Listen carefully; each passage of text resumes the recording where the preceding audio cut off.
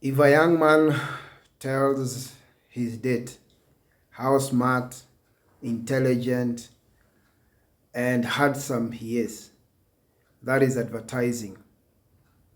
If the young man tells his date how lovely and beautiful she is, how intelligent she is, and what a great conversationalist she is, that is marketing. If another person tells the young lady how handsome, smart, and successful her date is, that is PR. That's according to S.H. Simons. So what is PR? PR is a strategic communication process which builds mutually beneficial relationships between the organization and its stakeholders or publics. The stakeholders could include government, national, county, federal. It could include community around. It would include suppliers. It would include customers. It would include employees, parts of the public. It could include regulatory bodies and even the taxman. A couple of years ago, I was approached by an insurance firm.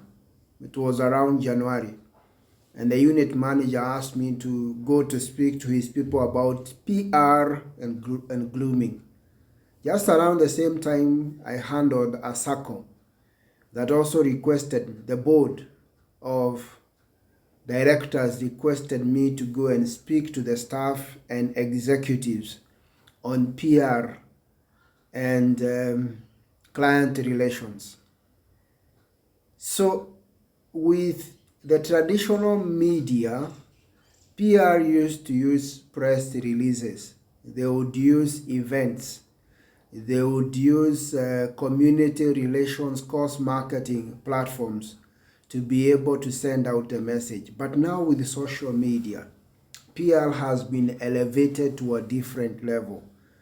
They can be able now to leverage social media to reach a wider audience, to reach that audience in real time as the event is happening of PR, and also to have a larger impact and a long-term impact. Because once a PR event has been posted on social media, it also has a longevity. It's going to be there for a longer period as opposed to when you used to have the traditional media. When it is run, goes to the archives. So how can you as a PR professional or as an organization or as an SME leverage on PR using social media? The first platform that you can use generally, which has a good spread, is Facebook. Facebook, you can leverage on the groups, Facebook groups. You can also leverage on call to action. You can also leverage on mentions on Facebook. When you come to Instagram, Instagram gives you a platform for very good visuals. So you can be able to leverage on your event before, use IG or Instagram before the event to advertise and remind people about it. During the event, you can be able to do it real time, and also after the event. So Instagram gives you an opportunity to be able to put your social issues there before, after, and during the event. It is also a great opportunity to do what you call course marketing. For example, there is an organization in Kenya called Hardy Kenya that is more concerned about, they call it the anti-jigger campaigns. They are more concerned about that small insect that gets into people's feet called a jigger. So for them, they can be able to leverage Instagram to be able to keep advertising and talking about that. Then when you come to LinkedIn, this can give you an opportunity as an organization or a firm to be able to send your peer information and events and activities to industry experts, and you can also gain a lot of industry insights from LinkedIn that can be able to help boost up your PR strategy and tactics. And also LinkedIn has an added advantage because it gives you an opportunity for blogging, and you can be able to use that to blog about your course area, the serious issue that you handle in your PR program, so that you keep it live and you always keep it in the eyes and the ears and the face of your publics.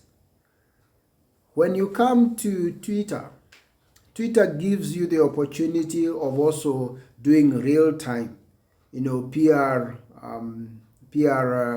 publication, but also has the added advantage. Of course, it has a limitation on the 140 characters. So your message should be short, succinct, and bitey. It should be a message that is, hooking people. It gives you an opportunity of also, engaging with potential serious industry and government figures on what you are doing as an organization on PR. As I come to a conclusion, what are some of the benefits of PR?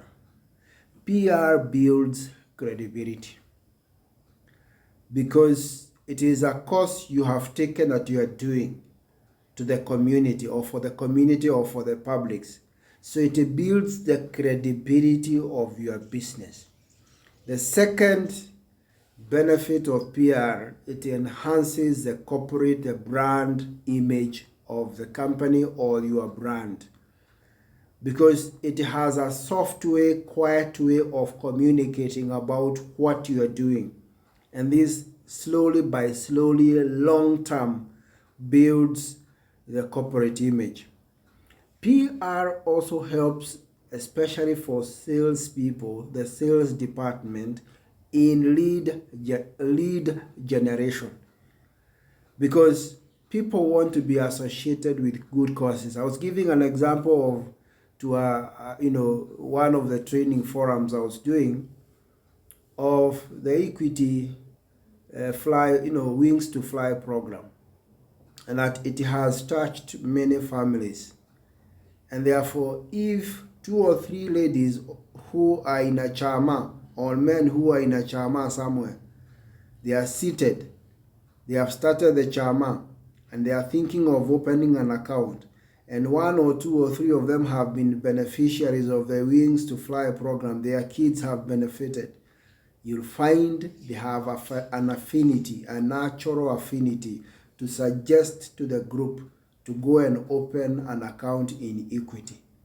Because what I'm saying is that the PR activities that you do, events, they have a subtle, quiet way of going in or leading to what you call lead generation, new business development, long term. Of course, finally, we normally say that PR also gives you visibility as a product. It gives you visibility as a company. It gives you visibility as an organization. It has a tendency of building your reputation slowly, long term, which of course gets into the brand image, and also you look like a good corporate citizen. So remember that everything that you do and you say is